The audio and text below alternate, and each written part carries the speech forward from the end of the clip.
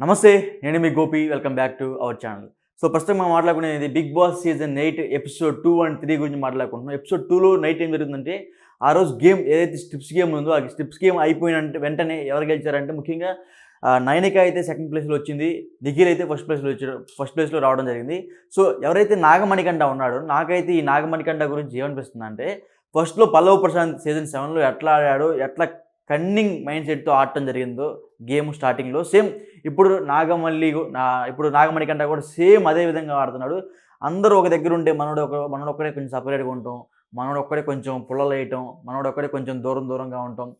మళ్ళీ ఆ మనోడు వేరే వాడిని టార్గెట్ చేయడం. ముఖ్యంగా నిఖిల్‌ని అయితే నాగమణికంఠ అయితే టార్గెట్ చేయడం జరిగింది. సో మనకు కనపడుతుంది కూడా.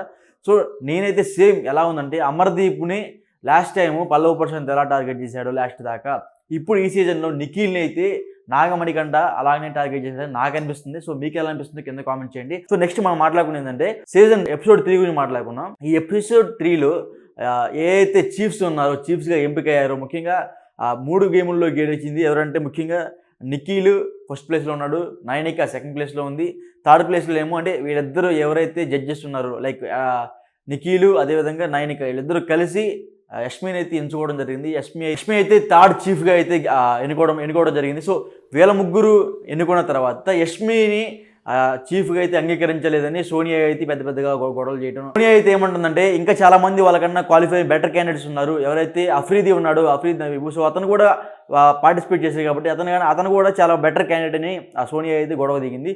సో సోనియా ఏంటంటే అఫ్రీదికి కొంచెం సపోర్టివ్గా మాట్లాడడం జరిగింది. సో అదేవిధంగా మనందరికీ తెలిసిందే సోనియా గారు ఆర్జీవి గారి కొంచెం దగ్గర బంధువులు అని చెప్పుకోవచ్చు. ఎందుకంటే ఆమె వచ్చినప్పుడు కూడా ఆర్జీవి గారు ఏవి కూడా వేశారు. సో ఏదైతేనే సోనియా అయితే గట్టిగా ఫైట్ ఇస్తుందని చెప్పుకోవచ్చు. లైక్ ఎలాగంటే గీతురావు లెక్క ఈ అమ్మాయి కూడా గట్టిగా ఫైట్ ఇస్తుంది. ఇంతవరకు సీజన్ 2 ఎపిసోడ్ జరిగింది. సీజన్ 3 ఎపిసోడ్ ఏంటంటే, వీళ్ళందరూ చీఫ్‌గా ఎంపికైన తర్వాత నామినేషన్ గురించి మాట్లాడడం జరిగింది. సో ఈ నామినేషన్‌లో ప్రక్రియ ఏం జరిగిందంటే, ముఖ్యంగా ఫస్ట్ బేబక్కని టార్గెట్ చేశారు. అందరూ కలిసి బేబక్క సరిగ్గా వంటలు చేయట్లేదు, బేబక్కకి మా ఫుడ్ అంటే చాలా నెగ్లిజెన్సీ అని సోనియా కూడా నామినేషన్ వేసింది. సో నాకైతే ఫస్ట్‌గా స్టార్టింగ్ అయితే నామినేషన్ ప్రక్రియలో భాగంగా సోనియా అయితే నామినేషన్ మొదలుపెట్టింది. సోనియా ఎవరికి వేసింది? బేబక్కకి, నాగమణికంఠకి వేసింది. బేబక్కకి, నాగమణికంఠకి అయితే సోనియా అయితే నామినేషన్ పెట్టడం జరిగింది. సో వీళ్ళిద్దరిలో చీఫ్స్ అయితే మాత్రం బేబక్కకి అయితే ఒక ఓటు అయితే వేయడం జరిగింది. ఎందుకంటే బేబక్క నిజంగానే వంటల్లో తప్పు చేస్తుంది. నిజంగానే అందరికీ కన్వీనియంట్గా ఫుడ్ వండలేకపోతుంది. కొంచెం లేట్ ప్రాసెస్ జరుగుతుంది. మా ఫుడ్ అంటే మీకు ఎందుకంత నెగ్లిజెన్సీ అని లైక్ ఆ విధంగా సోనియా నామినేషన్ అయితే చీఫ్స్ అయితే అంగీకరించడం జరిగింది. సో ముఖ్యంగా అప్పుడు చీఫ్స్ కూడా ఈ నామినేషన్లో పెద్ద గొడవ జరిగింది. ఇది సెకండ్ నామినేషన్ అప్పుడు. ఏమని? ఆమె ఒక్కతే వంట వండేది కాదు. చాలామంది వంట వండుతున్నారు. ఆ విధంగా పోర్ట్రే అయ్యి సో ఆ విధంగా అయితే నామినేషన్ వేయడం జరిగింది. సో అదేవిధంగా మళ్ళీ నెక్స్ట్ బేబక్క నామినేషన్కి వచ్చేసరికి బేబక్క కూడా సేమ్ అదే విధంగా అంటే లైక్ బేబక్క అయితే ఎవరెవరికి నామినేషన్ ఇచ్చిందంటే లైక్ నాగమణికంఠగాను అదేవిధంగా పృథ్వీకి. సో పృథ్వీకి, నాగమణికంఠకి బేబక్క నామినేషన్ వేయగానే పృథ్వీ అయితే చాలా బాధపడడం జరిగింది. ఏంటక్క కాఫీ కోసం నాకు నామినేషన్ వేసావా అని. అంటే ఆమె మైండ్ ఆఫ్ మెంటాలిటీ ఏంటంటే అప్పటికప్పుడు సృష్టించుకొని విష్ణుప్రియ కాఫీ కలిపి పృథ్వీకి ఇచ్చింది. పృథ్వీకి ఇచ్చినప్పుడు బేబక్క కాఫీ కలిపిందని చెప్పింది. అయినా సరే పృథ్వీ ఆ లైట్ తీసుకొని పక్కకి వచ్చాడు. సో అప్పుడే బేబక్క అది మనసులో పెట్టుకుందని నేను అనుకుంటున్నా. సో బేబక్క ఏంటంటే అప్పుడు ఏం చేసిందంటే బయటికి రాగానే వెంటనే పృథ్వీకి అయితే నామినేషన్ వేయడం జరిగింది. ఎందుకంటే అప్పటికి పృథ్వీ వచ్చి కాఫీ అడిగినప్పుడు బేబక్కే మెయిన్గా పృథ్వీకి కాఫీ కలపడం కానీ లేకపోతే చిన్న వంటలకి హెల్ప్ చేయడం కానీ బేబక్కే చేస్తుంది అతనికి. అతను కిచెన్ డిపార్ట్మెంట్లో ఏమి హెల్ప్ చేయలేదని బేబక్క అయితే కంప్లైంట్ వేయడం జరిగింది. సో ఆ కంప్లైంట్ మీద ప్రాసెస్ మీద నామినేషన్ అయితే వేయడం జరిగింది. సో నామినేషన్ అయితే పృథ్వీకి అయితే నామినేషన్ పడింది. సో అదేవిధంగా సేమ్ మళ్ళీ మన శేఖర్ భాష గురించి మాట్లాడుకుంటే అందరూ తెలిసింది మంచి అగ్రెసివ్ అయినట్టు. సో అతను కూడా వచ్చేసరికి అతను ఎవరి మీద వేశాడంటే నాగమణికంఠ మీద వేశాడు, బేబక్క మీద వేశాడు. నాగమణికంఠని అందరినీ ఒక కార్నర్ చేస్తున్నారు. ముందుగానే లైక్ అందరు గమనించి పల్లవ్ ప్రశాంత్ మైండ్ సెట్ లాగానే గమనించి నాగమణికంఠని అందరికీ ఒక కార్నర్ చేస్తున్నారు. సో నాగమణికంఠకి నామినేషన్ పడింది, బేబక్కకి నామినేషన్ పడింది. సో మన చీఫ్స్ అయితే ఎవరైతే ఉన్నారో వాళ్ళందరూ కలిసి నాగమణికంఠకి అయితే నామినేషన్ అయితే వేయడం జరిగింది. సో అదేవిధంగా దాని తర్వాత సోనియా కూడా సేమ్ అలాగే రియాక్ట్ అయింది. దాని తర్వాత మళ్ళీ పృథ్వీ కూడా అలాగే రియాక్ట్ అయ్యాడు. సో నిన్న జరిగిన నామినేషన్ ప్రక్రియలో భాగంగా అందరూ కూడా నాగమణికంఠని టార్గెట్ చేయడం జరిగింది. శేఖర్ ప్రసాద్ కూడా సేమ్ నాగమణికంఠకి వేశాడు, నాగమణికంఠకి బేబక్కకి. సో బేబక్క కూడా అంతే సేమ్ పృథ్వీకి మన నాగమణికంటకి. సో అందరూ కూడా సో ఇట్లానే ఒక రొటేషన్ లాగా జరుగుతుంది. సో కార్నర్ చేసింది ఎవరినంటే నాగమణికంట అని కార్నర్ చేశారు. సో ఎనీవే నిన్న జరిగిన నామినేషన్లో భాగంగా ఇద్దరైతే నామినేషన్లో ఉన్నారు. సో వాళ్ళే నాగమణికంట, బేబక్క. సో వీళ్ళిద్దరైతే నామినేషన్లో ఉన్నారు. సో మీకు దాని తర్వాత జరిగిన పరిణామాలు అనుకోవచ్చు, లేకపోతే ప్రాసెస్ అనుకోవచ్చు. నేను లైవ్లో చూసాను నెక్స్ట్ ఎపిసోడ్ అయిపోయిన తర్వాత. దాని తర్వాత కూడా బేబక్క అదేవిధంగా సోనియా అయితే అస్సలు తగ్గట్లేదు. సోనియా అయితే ఒక కాంట్రవర్సీ కింగ్గా నిలుస్తుంది ఈ సీజన్లో నేను అనుకుంటున్నా. సోనియా అయితే ఒక కాంట్రవర్సీ కింగ్గా అనిపిస్తుంది నేను అనుకుంటున్నా. బట్ ఎనీవే సోనియా కూడా బాగా పోరాడుతుంది. ఈ సీజన్లో సోనియా అనేది కింగ్ మేకర్ అనుకోవచ్చు. King maker not a king maker అని చెప్పుకోవచ్చు. ఎందుకంటే అలా కాంట్రవర్సీ వాళ్ళు ఉంటేనే బిగ్ బాస్కి ప్లస్ అయింది. ఎందుకంటే డెఫినెట్గా గొడవ చేసే వాళ్ళే బిగ్ బాస్కి కావాలి.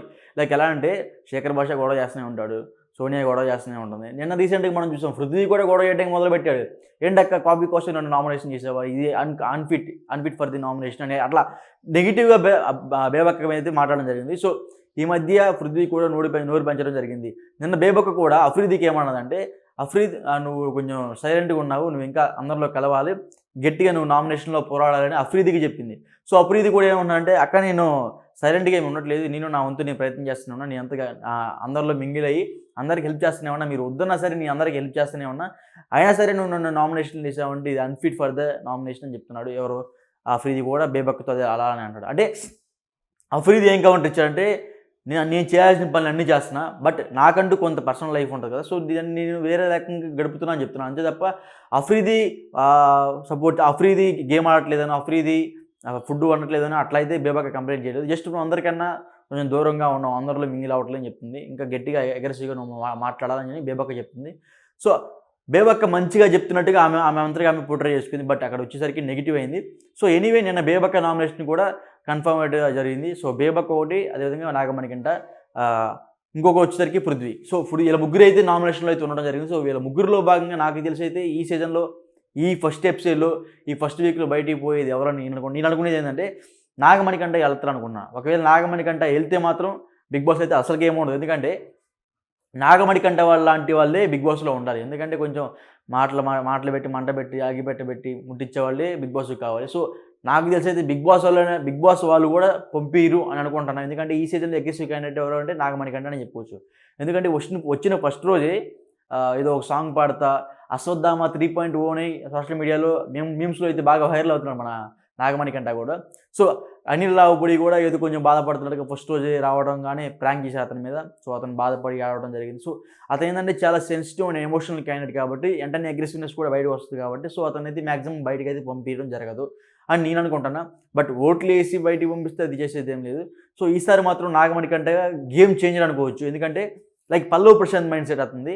సో ఈసారి ఖచ్చితంగా నేనే కప్పు కొట్టాలి, ఎందుకంటే 4 నెలలు నేను ఒకే రూమ్లో గడిపాను, ఓన్లీ వైట్ వాల్సే నాకు కనపడ్డాయి అని ఆయన ఎప్పుడు పోర్ట్రే చేసుకోవడం జరుగుతుంది. మా వైఫ్ అయితే దూరంగా ఉంది, నా చెల్లి కూడా దూరంగా ఉంది, నేను అందరికి దూరంగా ఉన్నా, కేవలం ఈ ప్లాట్ఫామ్ ఇప్పుడు నాకు లైఫ్ ఇచ్చిందని ఈయన మాట్లాడటం. లైక్ పల్లవ్ ప్రసాద్ కూడా అప్పుడు అంతే సేమ్ ఇదే అన్నపూర్ణ స్టూడియో గేట్ బయట కుక్కలాగా తిరిగి అది అని అట్లా చెప్పుకున్నాడు. సో సేమ్ ఇదే నాగమల్లి 4 గోడల రూమ్లో ఉన్న మా పేరెంట్స్కి, నా చైల్డ్కి, అదేవిధంగా నా భార్యకి అందరికి డైవర్సిటీ చాలా దూరంగా ఉన్నాను, నాకు ఇదే మళ్ళీ ఫస్ట్ ప్లాట్ఫామ్, సో దీంట్లో నేను నిలబడేదని ఎట్లా మాట్లాడుతున్నాడు. సో అది ఇది కంపేర్ చేసుకుంటే సేమ్ ఒకటే సింక్లో ఉంది కాబట్టి సో